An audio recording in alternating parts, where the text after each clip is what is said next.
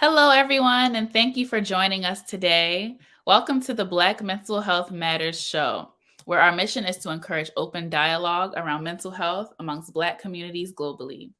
I'm your host, Jasmine Ruja, and today's episode, we will be discussing the role of community and social support in Black mental health. Please stay tuned. We'll be back after this short message.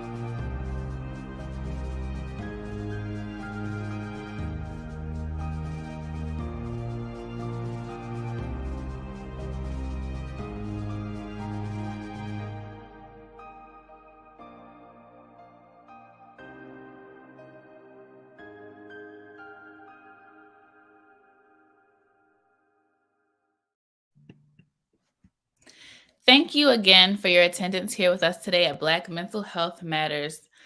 If you're just joining us, welcome. We're about to start the conversation about today's topic, the role of community and social support in Black mental health. And I'll be joined by two lovely ladies who will help me hold space for this dialogue today. Please welcome Sonia Hart and Anne Diouf. Hello. Thank you for joining us today, Good morning, ladies. everyone. Thanks for having me on the show today. Of course, anytime. So I would like to give you guys the opportunity to just tell the audience a little bit about yourself and your background.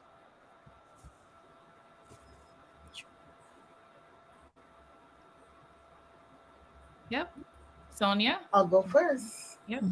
I am Sonia. I'm from Barbados. I'm a licensed spiritual practitioner of Centuries for Spiritual Living. I'm on the planning committee for Centuries for Spiritual Living, and I'm also on the visioning team. I'm also a volunteer with Black Mental Health Matters. Sometimes I'm the host, sometimes I'm the guest, and I enjoy being on the show. I enjoy sharing information on mental wellness. Yes. And we love listening to you. Yes. Yes, we really do. And Anne? Nice to meet you, Sonia and Jasmine. So I'm Anne Diouf. I just started as a volunteer research assistant with Black Mental Health Matters just this week, actually. I have a bachelor's of science from George Washington University, which is a school in Washington, D.C. I live in Virginia, though, but I grew up in the States, but I was originally from Senegal, which is in West Africa. Thank you for being here with us, Anne. Yeah. Very excited to have both of you, and it's nice to meet you once again virtually. So let's jump right into these questions and hear some of the insight that our guests will be sharing with us today. Our first question is for Anne. I think it's first important to understand that everyone defines community differently, especially when it comes to how we receive social support. So how would you define community? Yeah. So I feel like a community is like a network of people that share a common goal, common interest, or characteristics. And when I say characteristics, I mean like if it's religion, if it is neighborhood. Um, so yeah, that's my definition of Yeah. community. Thank you. I actually like that you differentiated that there's different types of communities. Like we can have our religious community Mm-hmm, or our neighborhood community or mm-hmm, our family community. So I think that's very mm-hmm, important to identify. mm-hmm. Sonia, did you want to add on to that Okay. question? Well, for me, community is, yes, that group of people who share common goals, similar lifestyles, who Mm-hmm. come together to support each other in meaningful ways. Hmm. And said it, within each community, you can find a sub community. You know, Mm-hmm. Barbados is a community of people.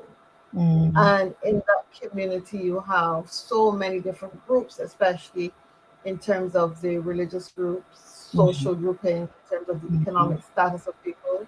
Mm-hmm. And then within that, you have the community groups in terms of where do you live, what kind of neighborhood you live in. So community can become very diverse, Hmm. and each community will have its own characteristics, so to speak. Right. And I can speak to community from growing up as a child. My community was mainly family members living all on the same street, all on the same plot of land, more or less. Hmm. And that was a common feature in Caribbean existence back in the 60s, 70s, and to some extent the 80s. But with the development of the island, things have changed. People move away from that village type community where we take care of each other because we're all related, Hmm. to moving into neighborhoods where I don't know my neighbor. Hmm. Other than maybe say hi, good morning if you are in direct contact with them. Hmm. But community is very, very important in that it establishes who you are to some extent. Yes. We live in neighborhoods based on who we perceive ourselves to be. Yes. And it helps to identify, I mean, if you're in the poor neighborhood, or people would term it the ghettos, and there's a certain expectation of community and how community work, Hmm. how people interact. Like the gang, for example, that's a community and a very unique community Mhm. because it offers support to each of its members, and there is a unwritten code of loyalty within that kind of community. I mean, it Mhm. should be in all communities, but in gang communities, there's an unwritten code of loyalty. Yes. And I hope that I've explained what community is. It's basically a group of people coming together who share similar interests Mhm. and who want to support each other. For sure. I think one thing that both of you mentioned was sharing similar interests. And I think that's very important in community, especially when it comes to supporting others. So we're just going to piggyback off of that question and those answers and asking what role does social support play in how we navigate mental health challenges in our community?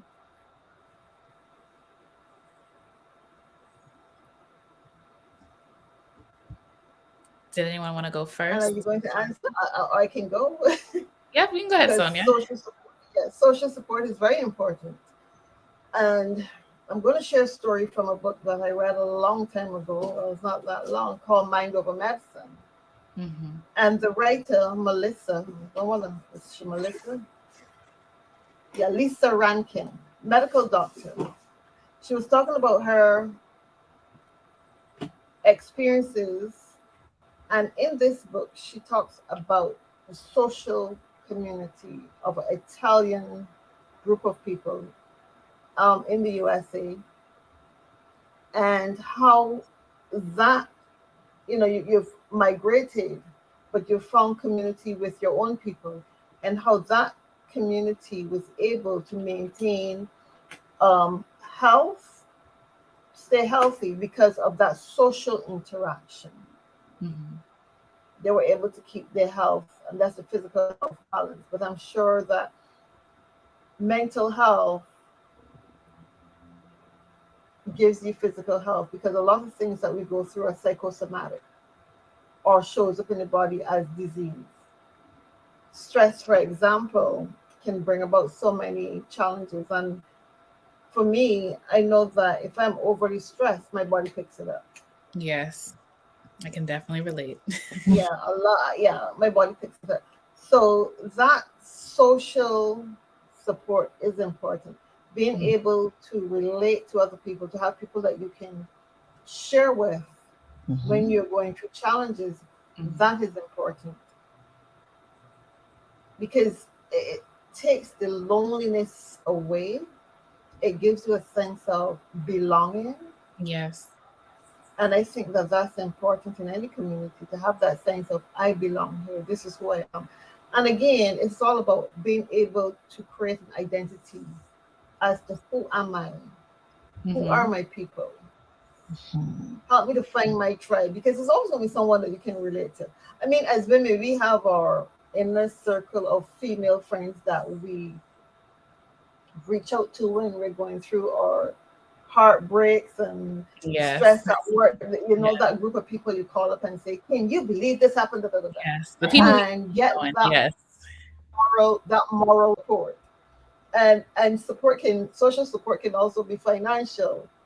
It Mhm. can Mm, be spiritual. Mhm. It mm, is where you find that sacred place to be. You know, whether mm, it's with a girlfriend bawling your eyes out, whether it's with your minister, um, for counseling. mm, But social support keeps us balanced.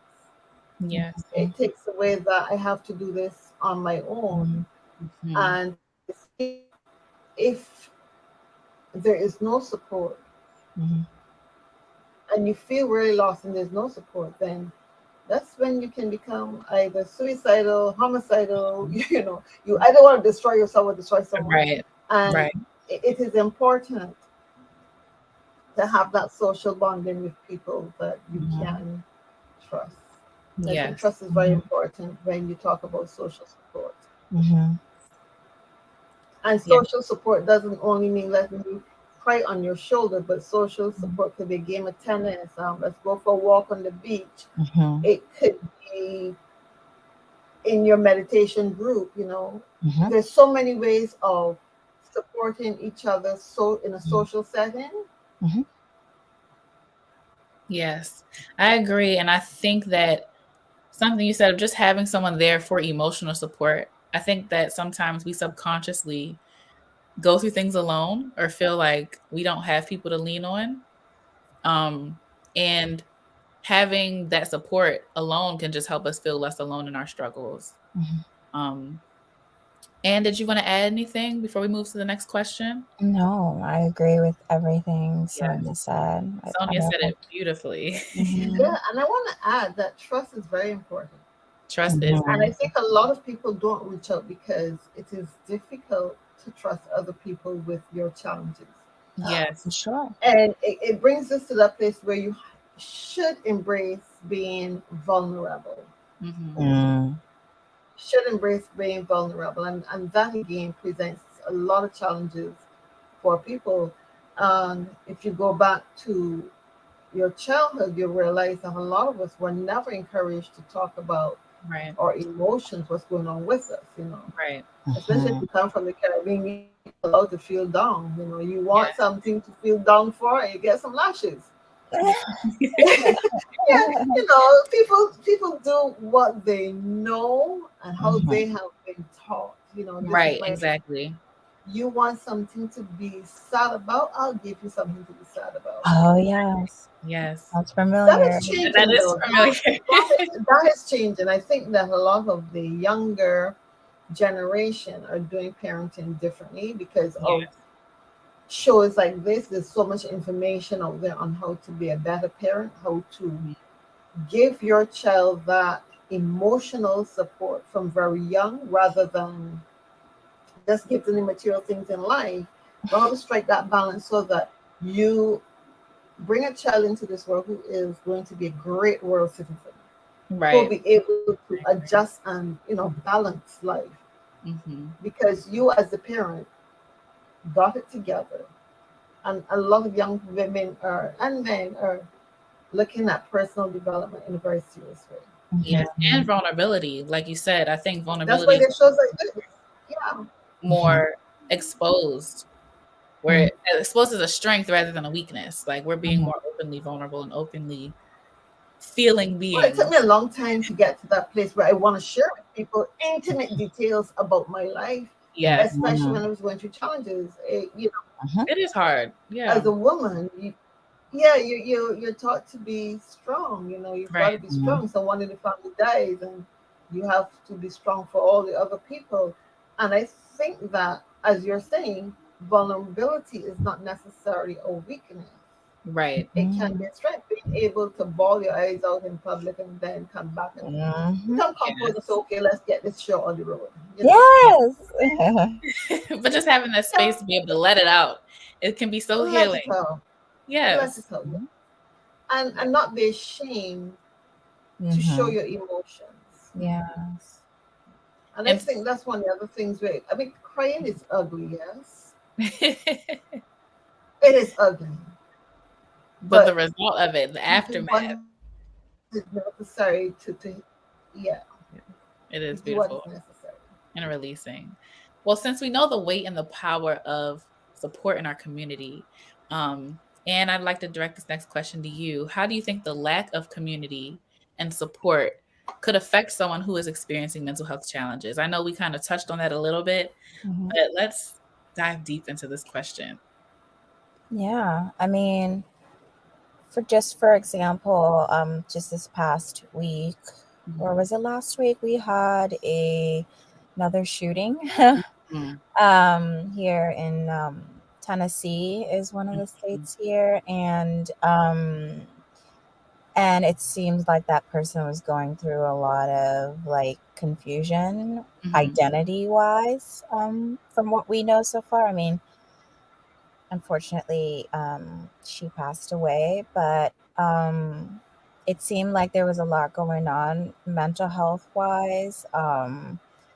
And there was apparently a pastor that the person was using to talk to. So that's like an example of a community that you can turn to for when you're experiencing mental health Mhm. challenges. But it makes you think like if maybe that there were like more um, resources, like Mhm. maybe it could have been avoided, because I do think that the lack of support Mhm. does lead to feeling of like you feel stuck Mhm. and you don't get as many ideas as to like how to get out of the rut that you're in, Right. um because you can't really solve a problem from like the same point of view. Mhm. So if you're talking to somebody else about it, they can just be like, oh, you know what, something kind of similar happened to me, and I've had this happen to me so many times in my life, and this is how I approached it. But I just wanted to give you that example, and maybe it can like strike a chord if in you to Right. think of like another way to approach the situation if it comes up again. Mhm. Um, so it definitely does affect you if you don't have that Yeah. support. Yeah. Um, you feel very isolated. Yeah. Yes. Isolation. And then that isolation can lead to depression or hopelessness or worthlessness and Mhm. just feeling like there's nowhere to turn to Mhm. get these feelings out of you. And just like Sonia said, that's why it's important to have those group of people that you can go to just to let your feelings out or even to Mhm. get feedback. Like you said, Mhm. if someone else has been through a similar situation, maybe they've navigated it differently Mhm. and we can learn from it. Mhm. For Yeah. me, just knowing that somebody, what has gotten me through like really, really dark periods in life Mhm. is knowing that, wait, somebody has been through this. Like Right. I'm not the only one. this is not something that just like is new. So knowing Right. that somebody else has gone through it, it makes me like And especially our generation, like we're so lucky that we have the internet where we Mhm. can like Google, oh, this Yes. happened. And then like you can see other like Reddit, you can go on Yes, I was gonna say Reddit the and forums. people will share like, oh, this happened to me one time and this is what Mhm. I did. And you're like, interesting. So somebody has been through this. I'm not Right. alone. And that's like a little bit of a relief right Yes. there. And I can definitely relate to that feeling of just having the sense of community. Like, I'm not the only person going through this. There's other people that have experienced the same thing, which means there's ways to get over this and to move through. Yes. Can I just jump in and Yes, ma'am. You because can. in what I'm hearing is that you can share with others that I've been Mhm. through this too, but what if a person is in a really dark place, Mhm. hears but still does not hear? Mhm. Because there are places that you can go to where, it's very difficult to come back from. Right. Mm-hmm. And all the talking in the world will not bring you Right. back. Mm-hmm. That's true. Yeah. You're just not able to identify with what is being said. I have encountered people who I sometimes wonder, where's your conscience? Mhm. Yes. Where's your conscience? Mm-hmm. Because not everyone will have that place of deep reflection on their Right. actions Absolutely. that they want to come back and behave better. Right. True. That's true. There are some persons who are locked into sociopathic behavior. Mhm. So, how do we, as a community, Right. deal with someone who is a sociopath? Mm-hmm. How do you deal with people who are narcissistic? Mm-hmm. Mhm. Because we will live in a community and have these kind of people around us, but how do you deal with that? And those are forms of mental health issues. Mm-hmm. And some of these forms are so, I don't want to say normal. People Mhm. can behave normal, but they're not normal. Right. They can mask it. I definitely agree. That's true. Yeah, people can behave normal, but they're not normal. And Mm-hmm. you interact with them and you end up suffering like the con artist, that Mhm. that's not what you can find in your community. That's so Yeah. true. Yeah. And trying to understand what's going on in the mind of this person. How can community really support a person who is banked on behaving totally outside of the community standards of Mm-hmm. morality and ethics? How do you work with such a person at a community level? I know Mhm. we tend to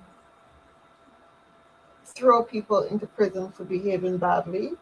or if we think that we can identify the mental.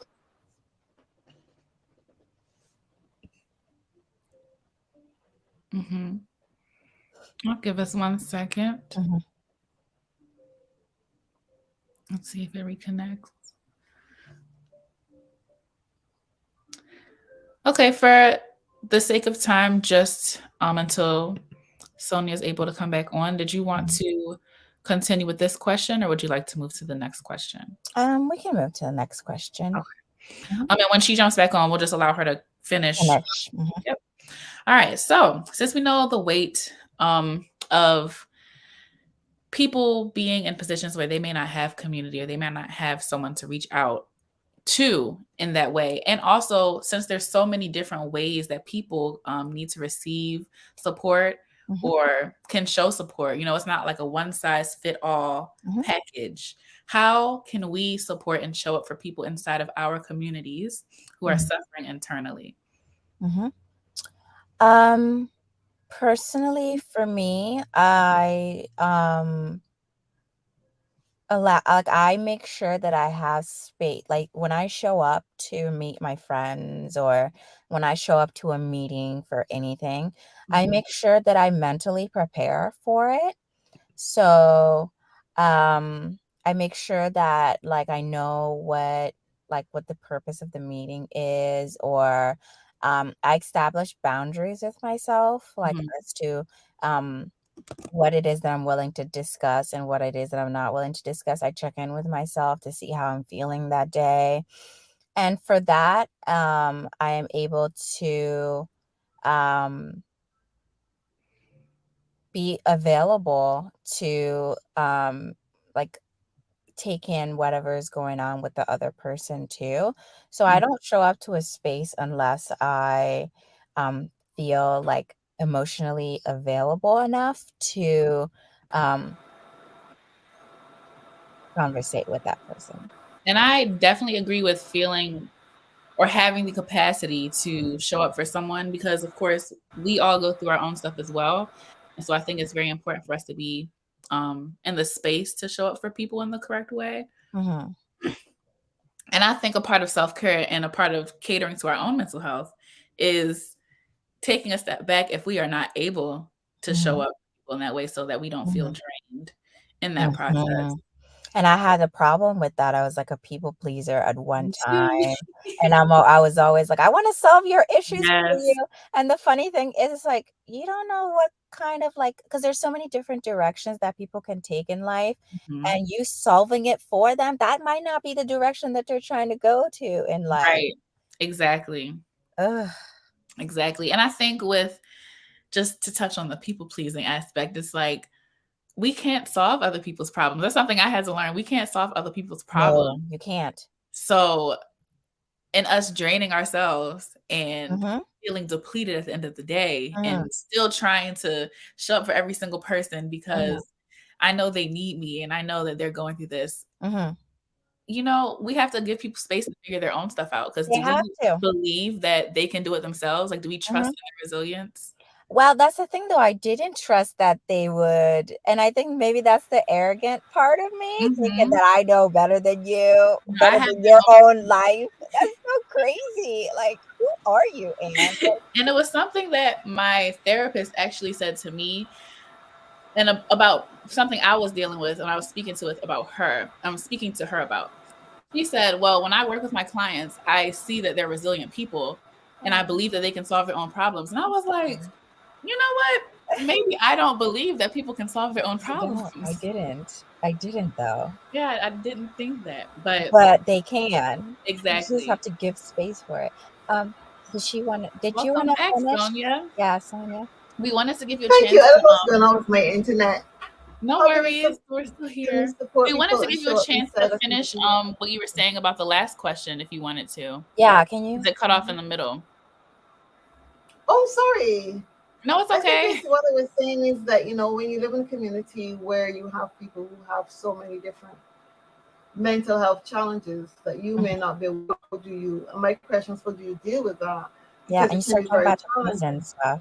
Yeah, Mhm. it can be very challenging. You do not, I should say you do not, sometimes you're not able to tell Mhm. one person's reality from Right. what is Mhm. the reality that is. Mhm. Because Right. if you create in your mind a reality that is Mhm. not true and that's where you're living from, especially Right. people who are psychopaths who have a Mhm. reality that is outside of the real reality. Right. And they're presented to you, well, this is my reality. Right. And Exactly. you go along with it. And I will share with you because I remember when one of my aunts first started Mhm. to show signs of dementia. I don't Mhm. think anyone in the family realized what was happening, but she Mhm. started to create a reality where she would accuse people of doing things that they were not doing. Oh, Hmm. yes.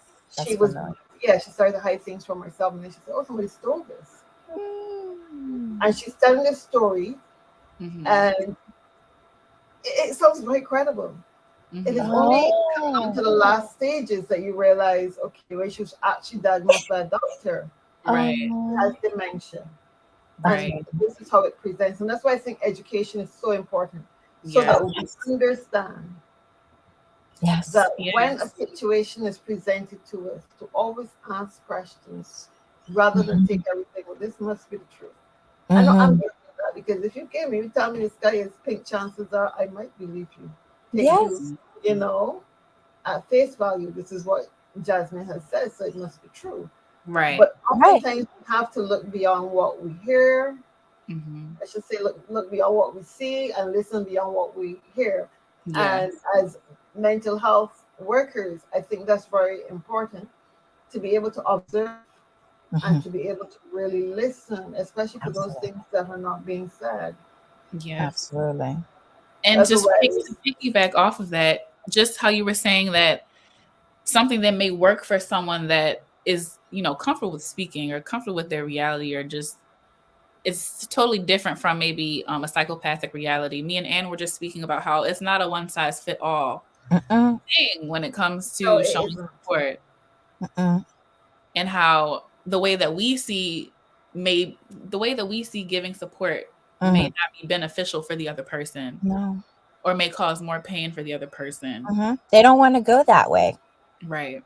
They want to go another way. So your advice might not be what they want to hear. Yeah, sometimes we can be very stubborn in our own ideas, and it is my way or no way. I want it to be the way that I perceive it to be because in my head, this is the way that it should be. Right. And and I know all about being stubborn and wanting I to was have gonna your say I own can way. relate to the stubbornness. I mean, that's me, I like being stubborn. I like thinking, well, I have Mhm. all the answers to my Oh, yeah. problems. But over the years, I've seen the benefit in being vulnerable and being Yeah. able to share. And Mm. I know there are communities of people who isolate deliberately, like the Swamis of India, who walk Mm. away from normal society, go live in the Himalayan mountains, and Mm. develop that community with self. Hmm. Mm. And because of their level of spiritual awareness, they can do that. Mm. Right. They can do that without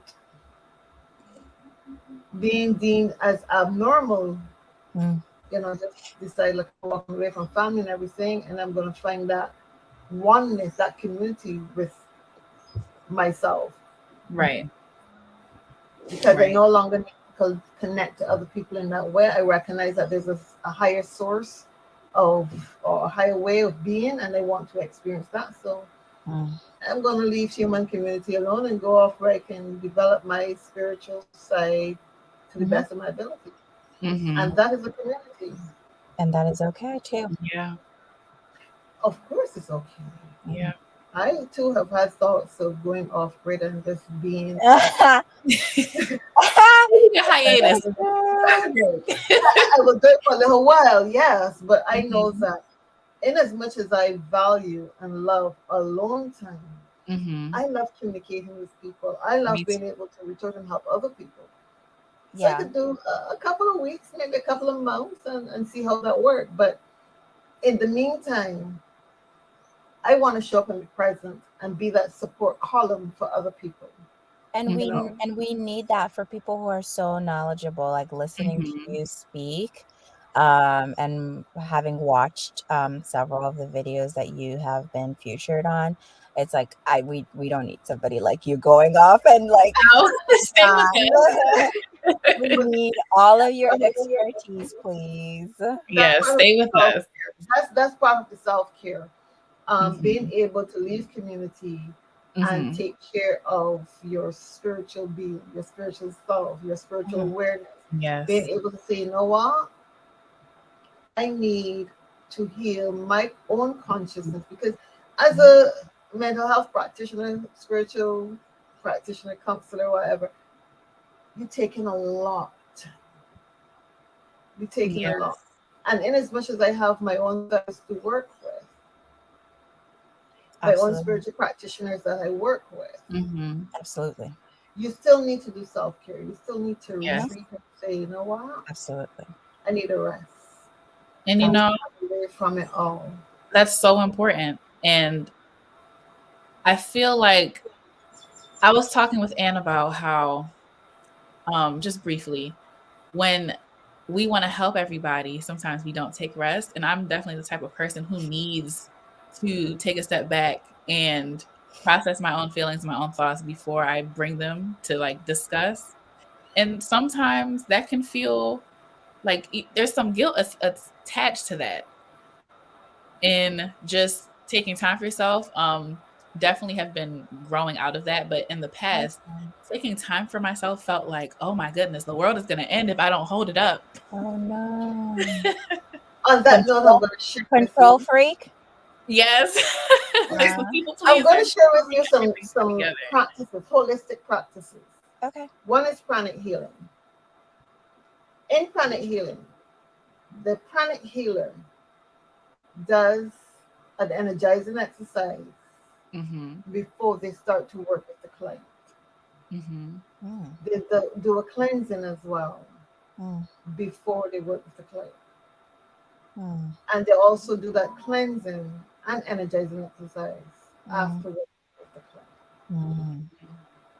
Some spiritual practitioners, before they start to see clients for the day, will do their own, I don't want to say cleansing, but alignment with spirit. So that when they work with you, they're always energized and they're not taking on any negative energy from their clients. But they come to the client from a place of absolute wholeness, so that the client truly benefits from them and they're not, oh, I'm so drained at the end of the day. But they can completely, they're feeling energized. Yes. And I'm sharing this because very often caregivers neglect to take care of themselves first. And as you would know, with traveling, oxygen mask goes on who first? If you're traveling with a young child or someone who's dependent on you, whose oxygen mask should go on first? And I'm saying that as practitioners in mental health, we should always take care of our own mental health first. There's nothing wrong with that. I always say to people, I cannot give out of an empty purse. Right. Yes. Cannot pour from an empty cup. So powerful. No, you can't. You have to take care of you first. How you show up will determine how you help your client, your patient, how you show up. And if you come in to your office and you're tired and you're depressed and deprived of sleep, and people will recognize that. They may not say anything, but they will recognize that you are off. You may see them one time and they will come back. Yes. Yes, in the long run, it actually doesn't benefit anybody. At all. You don't feel energized. You're unable to help others, especially as a practitioner. Yeah, and this comes straight out of the Bible. And I don't want to misquote, but I'm going to just paraphrase where Jesus said, "Physician, heal thine own self." Yes. Not that you can't go there and help others, but make sure that you're okay too. But first, the self. Heal yourself. Own self, And self is very important. Community is important, but self is also very, very important. Absolutely.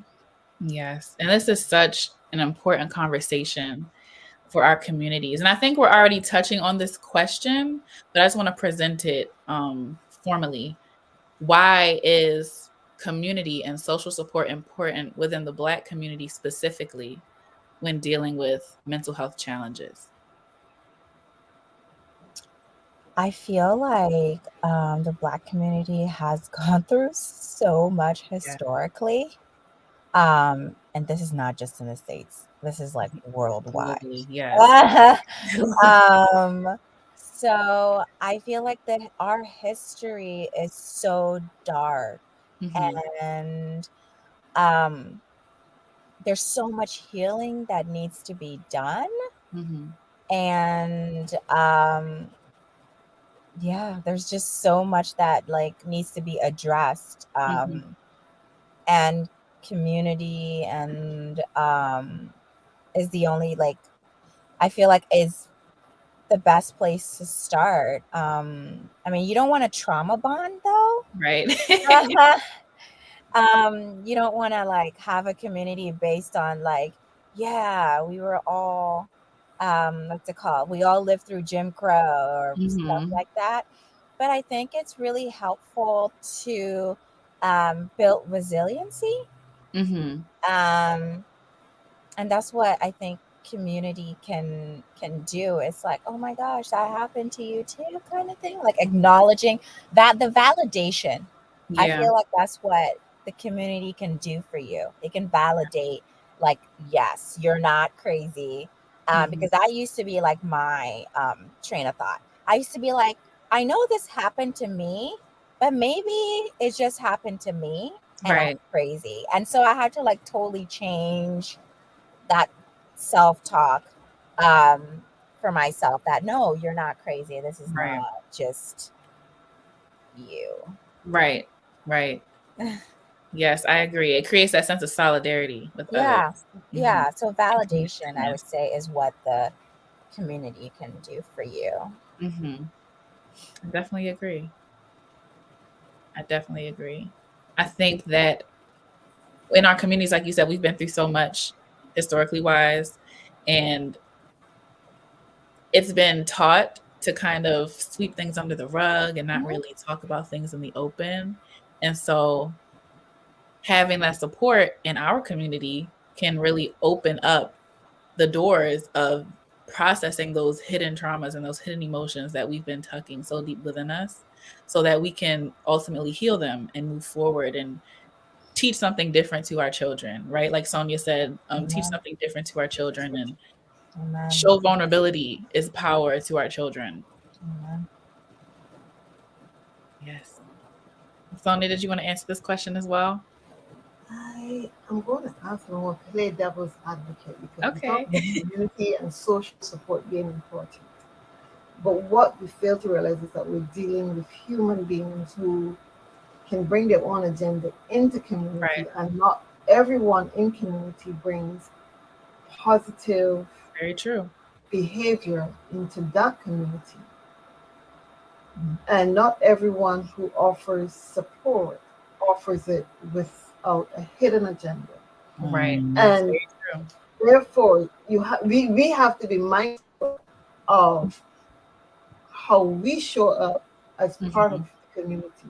What are Yes. we giving out?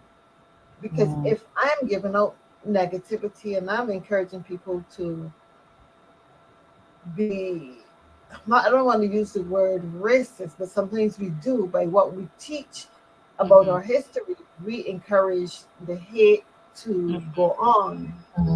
Rather than say, let us find some common grounds and see how we can balance life out. And I listened to what Anne was saying about you don't want a trauma bond. And very often when I hear people speak, especially on the trauma that we as a Black people have experienced, the emotions that come up for a lot of people are anger and hate towards the other races. If we really want to have social support within our communities and positive social support, then I think that programs like this should be made available within the community, where you have free mental health clinics. It may cost money, but this means that we have to look at things like fundraising and sponsorship and stuff like that. But if we can have free mental health clinics within the communities, and then build from that financial, I don't want to use the word, but financial systems that help people to overcome poverty, because I think poverty is linked to a lot of mental health issues. They help people to overcome poverty, help women especially to make better relationship choices. There is nothing like a breakdown in a relationship that can cause trauma. When a relationship ends, there is that trauma that, and I'm going to speak for women because I know how women react when a relationship goes south. Yeah. We can become really, depressed and blah, blah, blah. I think that men handle those kind of things differently. The average male handles that differently. They do. There are some who will get all bent out of shape and become murderous. But the average may tend to handle breakups differently. Mm. And I think if you can put in place systems where people have actual support, and we're not just talking about it, but you have systems and programs in place to really help people to navigate life. Mm-hmm. I think that that is one of the best ways, a couple of the best ways to really give that social support Yeah. within the community, especially Black communities. You don't want Yes. people to just think, oh, well, we are this way because we're suffering from Right. post-traumatic slavery syndrome, or Right. we're this way because there's somebody blocking us from our highest good in the sense of, if you go to the bank and you don't have everything lined up, they're not going to give you a loan to start the business you want to start. Mm. And when you can get people to move away from the mindset that someone else is responsible for you not moving ahead, I think that's important. I have a Yes. community lesson. Yes. Mm-hmm. You're responsible for your highest good, and it comes Yes. back to this. God has made all of us equal. Yes. Mm-hmm. Equal. We're all made equal. We are. And it is important that you find, for me, and let me speak for me, it's important to encourage people to find a spiritual, sacred space where they can belong. I think that that is the turning point for humanity in terms of finding that Mm. spiritual, Yes. sacred space, the spiritual level. Mm. Mm-hmm. That's Mm. important. Um, one of the, and I'll say this is the mission statement. I'm not sure if it's a mission statement, but this is one of our mandates from Centers for Spiritual Living, and that's to create a world that works for everyone. That's Right. why a lot of our programs focus on diversity, inclusion, and equity. Mm. Because I believe in the philosophy of Ubuntu. I exist because you exist. Right. I believe in that 100. I believe in collaboration. Oh.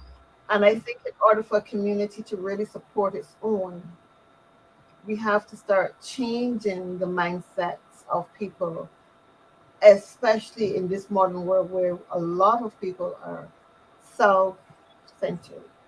Mm-hmm. We can get people to start thinking community. I don't have all the bright fruits for myself, and the neighbor next door has a large family, and I'm like, I think I heard someone say this. Every tub must sit on its own bottom. I think we have to get back to that place where we live as a true community, where we really take care of each other, and trying to remember how this comes out in the Bible, but I know it is there, where it speaks of communal living, and you bring all that you have and you share with everybody, Mm.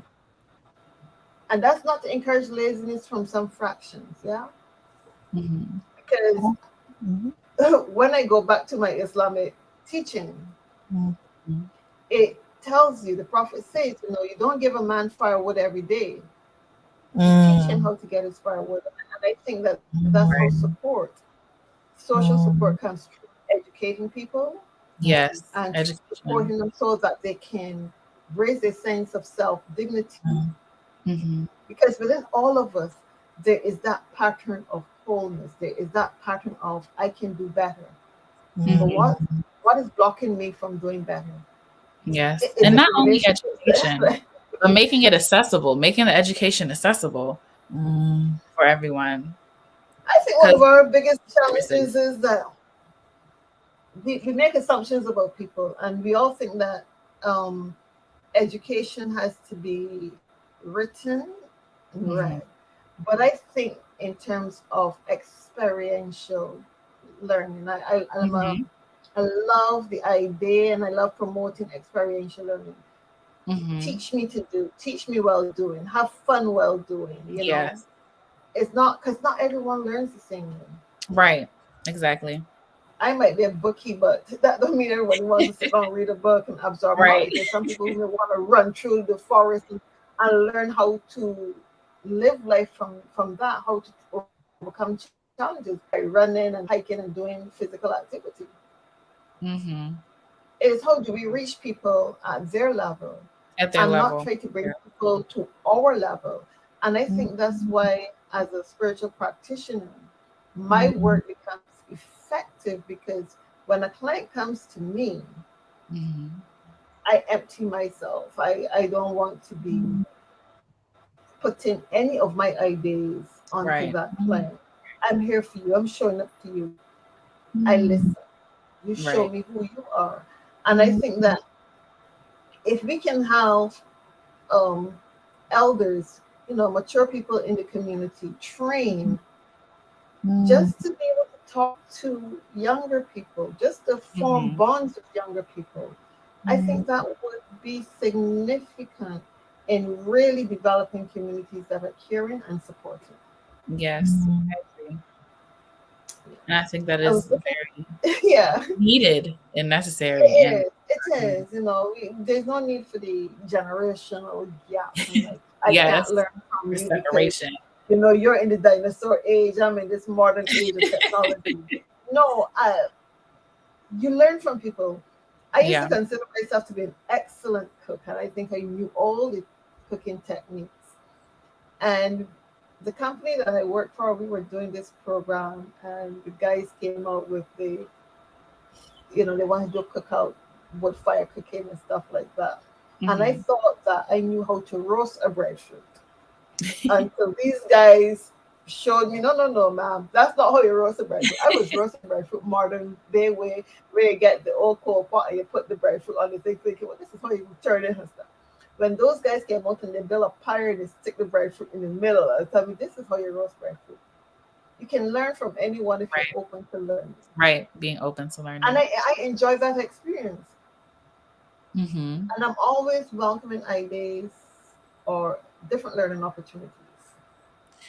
And I think that today's age, there's a lot of virtual and online learning opportunities that don't have to be super formal, but just like this, even programs on YouTube or live programs or live talk shows that can help people learn and feel supported in community. And that kind of segues us into our next question. Since we do have more mental health access and support through media and telework networking, how can virtual and online spaces provide support for people experiencing mental health crisis or challenges? I'm going to go ahead and answer this question because I'm a licensed spiritual practitioner and I'm Mhm. virtual. I belong to the virtual program with Centers for Spiritual Living. And it Mhm. means that I'm accessible from anywhere in the world. Wonderful. Yeah, and I think that's important. Mhm. And because of my unique position being in Barbados, I can see clients in Barbados, in the Caribbean, anywhere, because I'm having that sacred space for you. I'm not going to say that the online spaces are absolutely secure, but I know that you have to be mindful of hackers. You have to have a safe space for people to come to, that persons can't just come and access your information and then blow it up all over the internet. Online is great, but it has its challenges. It does have challenges. So if you're going to be a virtual practitioner, you need to operate from a platform that Mhm. is safe for your client. Yeah, I agree. I've seen Zoom at so the moment much is virtual days. Yeah. relatively safe. They have the safety things in place and highly recommend Zoom. There Mhm. is VC, which is a clinical program also. There Mhm. are lots of clinical programs for psychotherapists, psychiatrists, and Mhm. persons in the medical field Mhm. to work with clients, patients online. Mhm. When I first started with my therapy, I used to do it through Skype, and then eventually we moved into FaceTime. So I know personally for me, having like the telehealth, Mhm. it has been, and I even used it for when I see a dermatologist. Mm-hmm. or when I had to have surgery, I use that. So it's not just mental health wise, but telehealth has been very, very convenient, especially during the time of like COVID. Where Mm-hmm. people still, especially I can imagine for people who had very sensitive issues like, IVF treatment or Mm-hmm. cancer treatments. I'm sure it was very helpful to be able to still see their providers through Mm-hmm. um, online. Yeah, and it makes it convenient. I know that during the COVID, the peak, the height of COVID when it first started, everyone moved to telehealth, and some of my providers still use telehealth.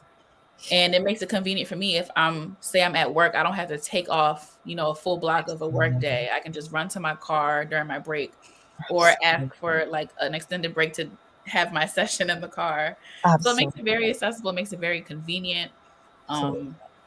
I personally have used telehealth and Zoom. Sonia mentioned Zoom. I've used Zoom too for Mhm. those Yeah. types of appointments. It's Absolutely. important to make sure that whatever app you're using or platform you're using, that it is safe. And for me, that is a major concern, that it is safe, because you're dealing with matters of confidentiality. Absolutely. Yes. Yeah, so you need to make sure that the space is safe. But online and virtual does offer a greater opportunity for Mhm. people to meet who cannot Mhm. physically get to a space. Mhm. One of the other things I will say here is that if you're meeting with someone online, if you have your practice set up to be a virtual practice, then you can modify your pricing structure, because you no longer have to shell out those big rents. Absolutely. Your cost to operate It's is reduced when you're virtual. Yeah. absolutely. Yes. And I Mhm. can But you also make still, it more and accessible. this is me, yes? If you're going to operate virtual, still make sure that you have your liability insurances in place. Oh Yeah. yes. That's important. That's very important. Mm-hmm. And this came up for me recently, because I was like, but I'm going to be doing this virtual, but I don't need insurance. And as I Mhm. analyzed it, I realized that anything can happen. You're Yes. dealing with human, Anything can anything happen. can Yes. happen. Because it can still add up, definitely. Mhm. Yeah, and not only that, you can say the wrong thing to someone and traumatize them, and they decide, look, you've left me traumatized. I'm going to sue you. You need to have Right. insurance in place. That's you true. Right. know, Yeah. and that's why, yeah, you need to have your insurance in place. It And I'm doesn't matter. recommending that Yeah. It as has to. virtual practitioners, if you're doing virtual work, have your liability insurance in place, just in Yes. case. Mhm. For sure. Thank you. Thank you both for sharing. So, before we close with our last question, I wanted to thank everyone for showing up today for yourself and for us and joining us for this crucial conversation. And I'd like to thank you two ladies for giving us your time and energy by being here with us and sharing your personal insight. I've enjoyed this conversation so much, and you're greatly appreciated. So, our last question we're going to close out with is, what advice do you have for someone who's seeking support through community, but may be afraid that they will not receive the help that they need? That's a big question, Jasmine. That is a big question. Because no two persons are going to be alike. Mm-hmm. Mhm. And as I don't like giving advice. So I'm just going to suggest that if you believe that you're in need of help and you want to do so through your community, first understand the community that you're in. If you understand the community that you're in, I think you'll make the best possible choice for yourself in terms of how much help you want from your community Mm-hmm. and how do you want the community to help you. Because sometimes you have to go outside of your community for what you need. Right, Mhm. right. I hope that I'm not giving them advice, because if you find that you know the attitude of your community and you don't want to work with that community, there's several other communities that you can go to. You Absolutely. don't have to pigeonhole yourself and say, well, I have to do it this way and go to this group because I am a part of this group. Mhm. Right, right, You know, right. and What I want to leave with the viewers is this, Mm. and this comes from my own spiritual practice. Mm. But always find that place where you can be quiet Mm. and you can go into the silence Mhm. and, and enter into that sacred place within you and Mm. ask the questions. Mhm. Mhm. Ask the question, Mhm. who should I go to for help? Where Mm. should I go for help? Mhm. And the divine within you will guide and direct you. I believe And that. that's a practice that I use, and we call that visioning. And I'm just asking them to do one question, but we usually have anywhere from 1 to 6 questions where you go within and you ask the divine within you for that guidance. So Mhm. that, who should I go to? Should Mm. I see Jasmine? Should I see Anne? Or should I see Sonia? Mhm. And the answers will come. The Ah. answer always Okay. comes. Yeah. Intuition is what gives us the best direction in life. But Mm. it is learning how to listen intuitively. Mhm. Absolutely. And that's a yeah, because we've been trained to use logic and reason to Mhm. live by. Yes. And logic and reason, Eh, and I'm some- saying this from my own experiences. Logic and reason is good, but when you listen to intuition, yeah. never That's go. that's And you so can make it important stronger. because well, some people say, "Oh no, you're thinking too much with your emotions. Don't think like this psychologist that I like watch his podcast sometimes. He's like, this is not an emotional thing that you can just emotionally think through. I'm like, I actually would use my emotion for this, Right. but okay. Our Because intuition is very powerful. he was like, this is not about emotion. This is about, and he like went into this whole thing about like, think of it this way. You have to, like, he was going, but what he was going based off of was like morals. He was like, this is the right thing to do. Cancel everything else out. And I was like, In his own experience. I was Because like, it had to do with like a marriage and stuff like that. And he was okay. like, you made a vow and you need to stick with it. And yes, you feel this way, but if you don't want to, like, well, he said basically, if you want to go with this vow that you made, then you can't like bring your emotion into it and be like, oh, but this is how I feel about this right now. It's like, no, you made a vow, stick to the vow. Or he said, if you want to go based on your emotion, how you're feeling right now, emotions change, but then Mhm. you can't be in this like marriage anymore kind of thing. So yeah, but Emotions, I feel like, are the guide sometimes. There's also some emotions that may stem from anxiety, but when we go deep within, like Sonia said, and listen to the intuition aspect, they can be a very powerful guide and sometimes even override logic and still be correct. Well, if I'm saying this because I know that for me, when I get calm and I Hmm. go to my intuition and I allow it to guide, I don't make mistakes. It just Yeah. works out the same, way that I anticipated or same, that I want for me. same.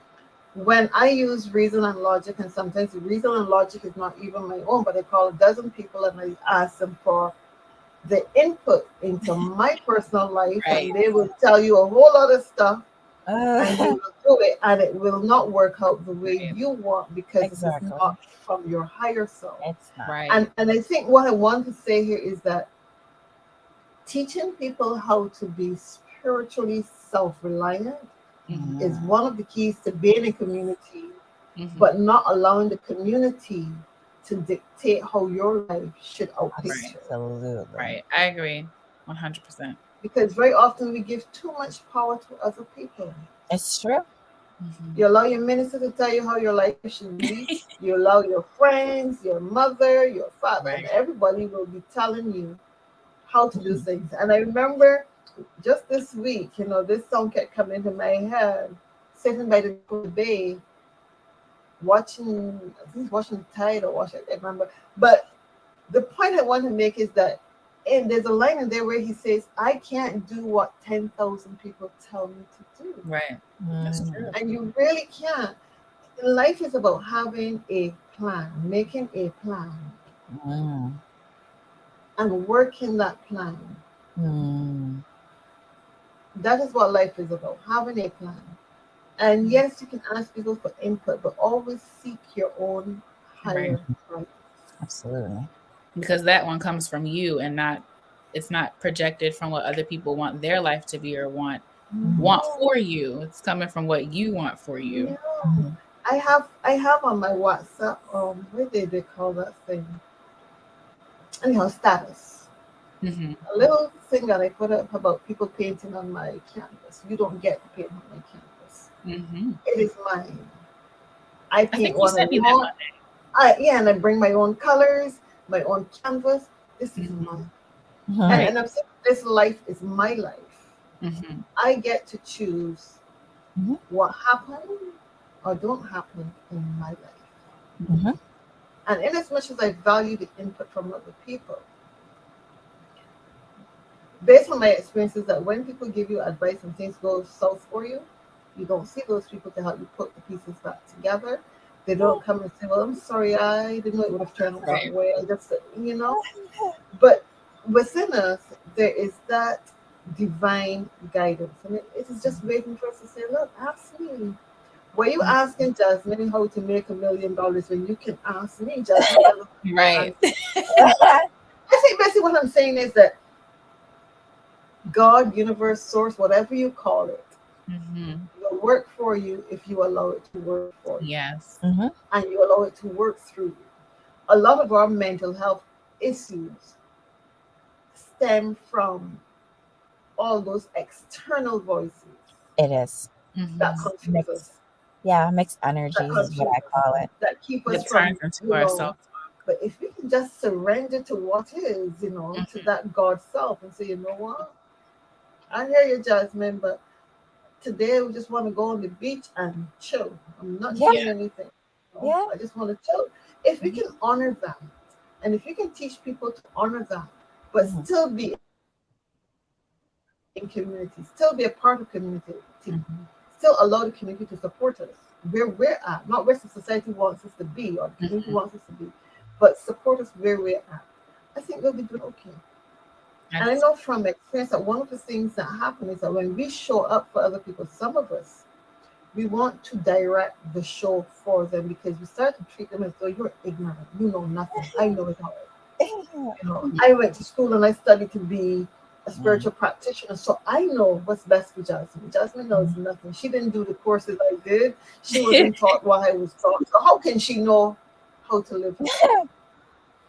And I think that's one of the big issues that we have in terms of Mhm. wanting to be a part of society, want to be in community, and not understanding that we are responsible for ourselves. And Yeah. we are. We're responsible Yes. for ourselves, especially when you turn 18, you're thinking now, okay, I'm 18, let me start to think for myself. I don't have to listen to the parental unit anymore. And that's why it is important that young people today are trained to release their children to their own highest good rather than try to conform them to what I want. I brought you into this world, so you have to be a reflection of who I am. I Yeah. wouldn't want my children to be a reflection of who I am because some of the experiences that I've had were not good experiences. No. So I wouldn't want them to go through that. And I'm hoping that I have been a good parent and that I've given them that freedom to live a better life than I have, to be Mm. better for the community, whatever community they find themselves in, Mhm. that they would be better for that community and that the Mhm. community would benefit from the training that I would have given them. And I Yeah. mean, it's not all perfect. They're by no means perfect, yeah? Yeah. And I wish I had heard it that way from my elders because they seem to be like, no, when I did it, it Mhm. didn't go well. So don't do what I did. Do this. They tell me what to do something else instead. I'm like, but I don't feel like doing that either. So I yeah. think it's Just important to just have go within. space. Listen. Yeah. I say it's important to Listen have with the it. space to find your own answers. Mhm. Yeah, and I think that we can. I think we can. I think all that confusion. It is like when you turn on a radio and you want to pick up a particular station, Mhm. but it isn't working right. Your radar isn't working right, so you're getting static and you're getting a bit here and a bit there because you can't get the station aligned properly. I Mhm. think that's what happened to a lot of us. Mhm. And when we're not in alignment with our Yeah. higher self, we create a lot of chaos. And that's why Yeah. it's important to know where you want to tune in. Do I want to tune in to a community where I'm going to be encouraged to do things that are not healthy for me mentally? Or do I want to tune into a community that is going to be filled with, let me support me by saying, oh, you want to go rock climbing? Fine. Right. Don't even hold a thought about my safety. You want to go rock climbing? Fine. Yeah. Yeah. And allow. And I think that is important, allowing people to show up as who they came here to be. Yeah. Yeah. Just give that guidance and support. And Yeah. that's what I do. I give you that spiritual support and guidance and let you do whatever you want to do. Beautifully And said. yeah, and Beautifully. I'm not promising to be your safety net. Yes. Yeah. Yes. Beautifully With that, said. I'm complete. Thank you. Thank you, Sonia and Anne. And thank you all for being here with us today. I wish you could extend this conversation for 2 more hours. I really enjoyed this conversation with you two ladies. Thank you everyone for watching Black Mental Health Matters show, and tune in every week for a new episode with one of our very thoughtful and intelligent members. I'll see you next time. Happy Saturday. Thank you, Jasmine. You Thank you, guys. Anne. See you all until. See you. Bye.